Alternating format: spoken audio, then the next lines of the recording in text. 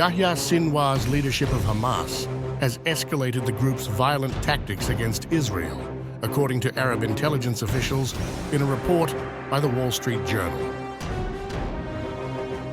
Since assuming full control of Hamas this summer, Sinwar has reportedly directed senior operatives to revive suicide bombings, a tactic dormant for nearly 2 decades, stating, "Now is the time to revive suicide bombings."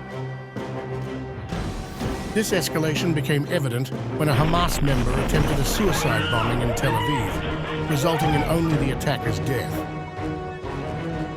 Hamas, designated a terrorist organization by the US and other Western nations, had largely abandoned suicide bombings after these tactics failed to yield political concessions from Israel.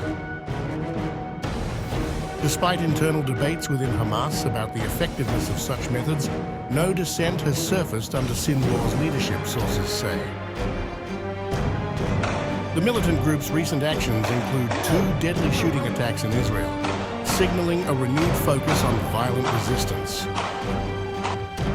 Sinwar, a hardliner consolidating power within Hamas, following the death of former leader Ismail Haniyeh in an Israeli strike, has intensified the internal divide within the group.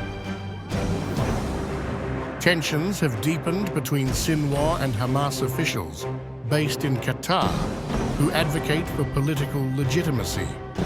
Sinwar's vision remains rooted in militant action against Israel, despite the growing international pressure on the group.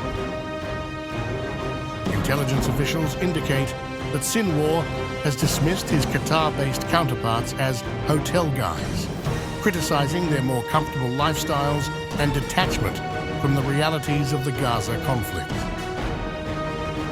As Israel intensifies military operations in Gaza, prospects for a ceasefire seem dim, with Sinwar confident that international criticism of Israel's tactics will eventually force a halt in operations. Analysts suggest Sinwar's rise signals a shift within Hamas toward more radical and uncompromising methods, which could prolong the conflict. Despite the sustained pressure on Hamas's military infrastructure in Gaza, Sinwar remains defiant, emphasizing a long-term strategy of attrition against Israel.